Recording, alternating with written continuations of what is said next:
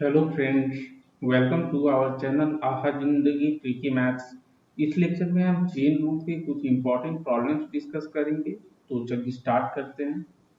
देखिए, ये वाली प्रॉब्लम जो है बैंक पीओ एग्जाम 2008 में पूछी गई है।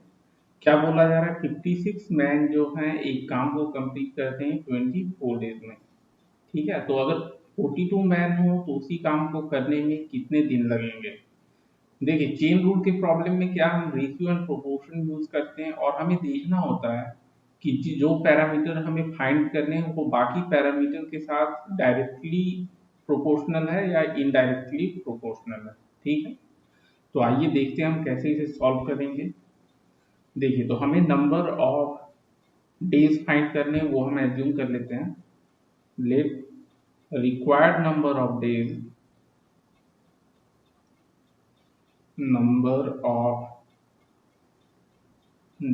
B x.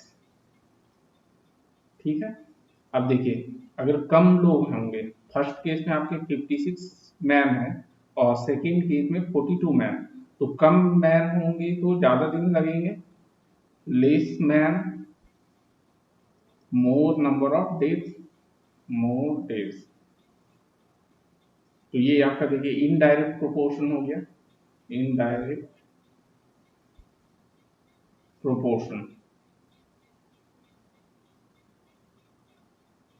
और तो बाकी किसी चीज पर डिपेंडेंट नहीं है, देयरफॉर हम इसे प्रोपोर्शन के फॉर्म में जब लिखेंगे तो देखिए, फर्स्ट केस में आपका नंबर ऑफ डेज जो लग रहा है वो 24 है और सेकेंड केस में नंबर ऑफ डेज एक्स है। जब नंबर ऑफ डेज 24 है, उस केस में नंबर ऑफ मैन 56 है, बट क्योंकि इनडायरेक्ट प्रोपोर्शन में है तो नंबर ऑफ मैन यहाँ हो जाएंगे और एक्स जब नंबर ऑफ डेज होगा तो नंबर ऑफ मैन 42 इधर हो जाएंगे। ठीक है, अगर डायरेक्ट प्रोपोर्शन रहता तो 42 के प्लेस पर हम 56 को लिखते हैं और 56 के प्लेस पे 42 को। ठीक है, यहाँ से हम x की वैल्यू फाइंड कर लेंगे, x into 42, that is product of extremes equal to product of means होता है।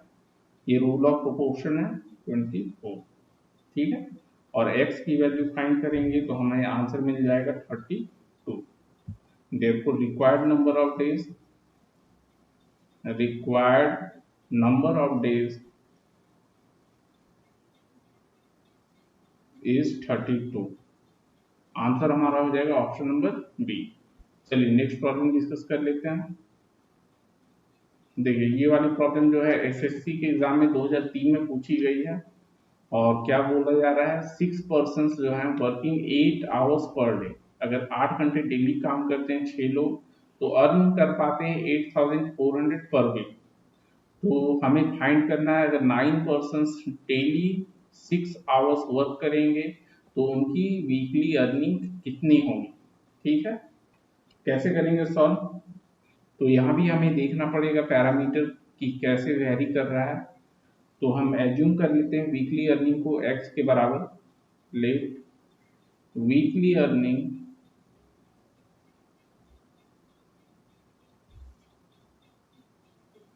B rupees x.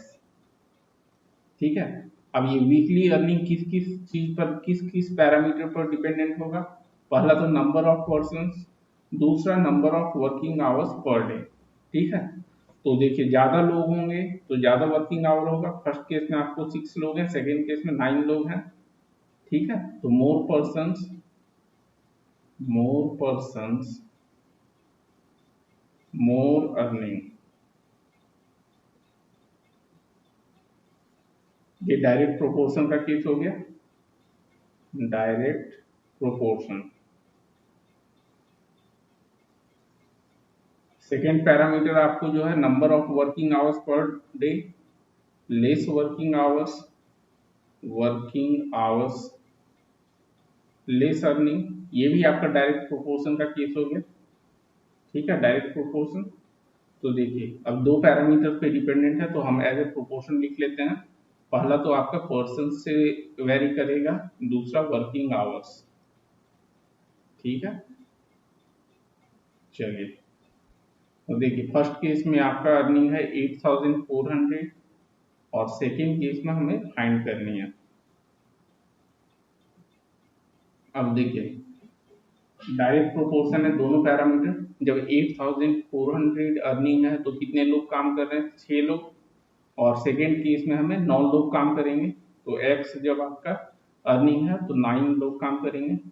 सिमिलरली जब 8400 वर्किंग अर्निंग है पर वीक, ठीक है, तो 8 आवर्स पर डे आपका वर्किंग आवर्स है।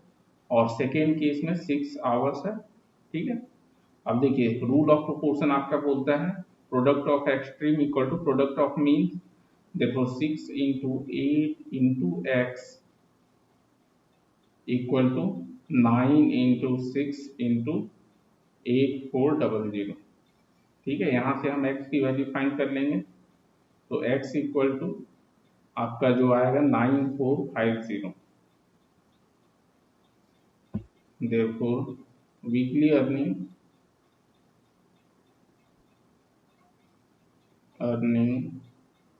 इज ₹9450, ठीक है। आंसर हमारा हो जाएगा ऑप्शन नंबर बी। चलिए नेक्स्ट प्रॉब्लम डिस्कस कर लेते हैं।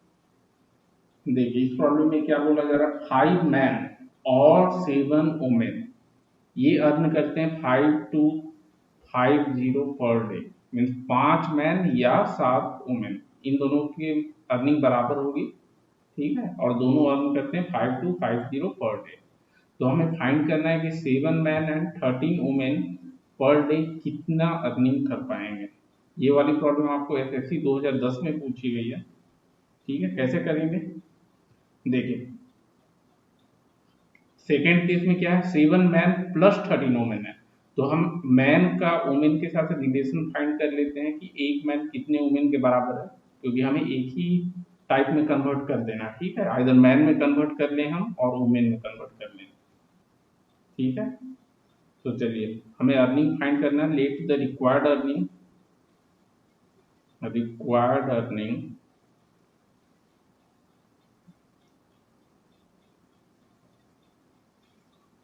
B ₹x। अब देखिए 5 मैन जो है इक्विवेलेंट टू 7 वुमेन है, ये दिया हुआ है क्योंकि दोनों की अर्निंग बराबर है 7 वुमेन। इट मीन्स 7 मैन कितने वुमेन के बराबर होगा, 7 man is equivalent to 7/5 into 7 women, और ये आपके बराबर हो जाएगा 49/5 वुमेन के बराबर। देखो टोटल लोग कितने लोग काम करेंगे, 7 man and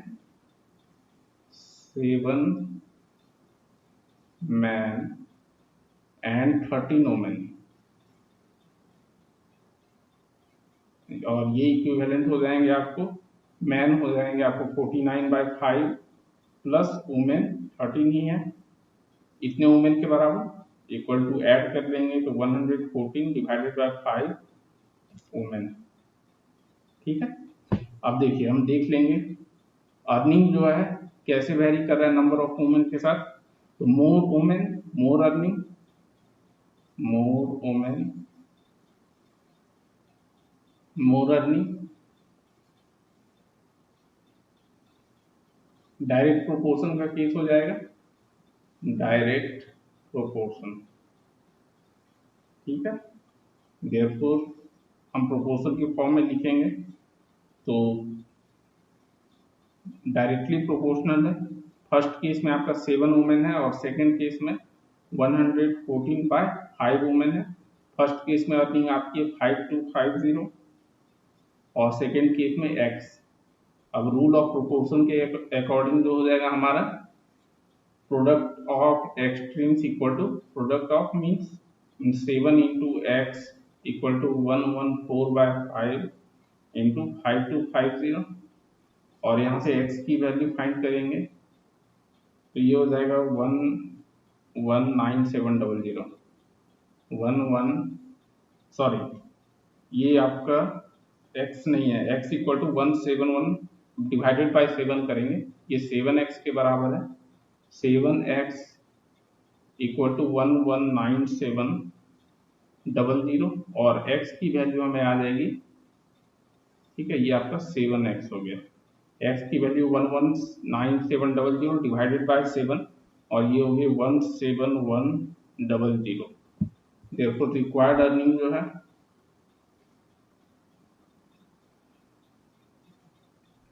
required earning is rupees 17100। Answer हो जाएगा हमारा ऑप्शन नंबर डी। चलिए नेक्स्ट प्रॉब्लम डिस्कस कर लेते हैं। ये वाली प्रॉब्लम देखिए सीपीओ एग्जाम 2007 में पूछी गई है। क्या बोला जा रहा है 10 मैन और है, ठीक है, 20 बॉय, ये बना लेते हैं 260 मैट 20 डेज में। तो हमें फाइंड करने हैं जब 8 मैन और 4 बॉय एक साथ काम करेंगे 20 दिन तो कितने मैट बना पाएंगे। चलिए तो पहले तो हम एक आइदर बॉयज में कन्वर्ट कर लें सभी को और सभी को मैन में कन्वर्ट कर लेते हैं। तो एज्यूम कर लेते, let the required number of mat required number of mats be X, ठीक है। अब देखिए 10 मैन जो है ये किसके इक्विवेलेंट है, 20 बॉयज के इक्विवेलेंट 20 बॉयज, और 1 man is equivalent to 2 boys, 20/10 कर लेंगे 2 बॉयज। देखो टोटल कितने दिए हुए 8 man plus 8 man and 4 boys, ये इक्विवेलेंट हो जाएंगे आपके 8 इंटू 2 इतने boys plus 4 boys, it means आपका हो गया 20 बॉयज। अब देखिए क्वेश्चन अगर ध्यान से देखिएगा तो ये दिया हुआ है clearly 20 boys can make 260 mat in 20 days, ठीक है। मतलब जो हमें फाइंड करने हैं वो भी 20 बॉयज के इक्विवेलेंट ही है, मीन्स 260 मैट ही बना पाएंगे। So required number of mat equal to 260। Answer हमारा हो जाएगा ऑप्शन नंबर बी। चलिए नेक्स्ट प्रॉब्लम डिस्कस कर लेते हैं। ये वाली प्रॉब्लम देखिए एसबीआई क्लर्क एग्जाम 2012 में पूछी गई है। क्या बोला जा रहा है, cost of 8 fans and 14 ovens, ये दिया हुआ 36,520। तो हमें फाइंड करनी है 12 फैन और 21 ओवंस के प्राइस क्या होंगे, ठीक है। चलिए जो दिया हुआ देखिए cost of 8 fans and 14 ovens is ₹36,520, ठीक है। फाइंड हमें करने हैं 12 एंड 21, और हम बोल सकते हैं कॉस्ट ऑफ, अगर 2 कॉमन ले लेते हैं तो 4 fans and 7 ovens is ₹36,520 divided by 2 and it is equal to कितना हो जाएगा ₹18,260। बट हमें फाइंड करने हैं 12 fans and 21 ovens, therefore cost of 12 fans and 21 ovens equal to, देखिए इसका 3 टाइम्स हो जाएगा क्योंकि 4 इंटू 3 12 और 7 इंटू 3 21 होता रहा है, तो ये ₹18,260 into 3 times equal to ₹54,780 answer हो जाएगा। आंसर हमारा ऑप्शन बी हो गया। ओके फ्रेंड्स, तो इस लेक्चर में हमने चेन रूल के कुछ इंपॉर्टेंट प्रॉब्लम्स डिस्कस किए। Okay, thank you.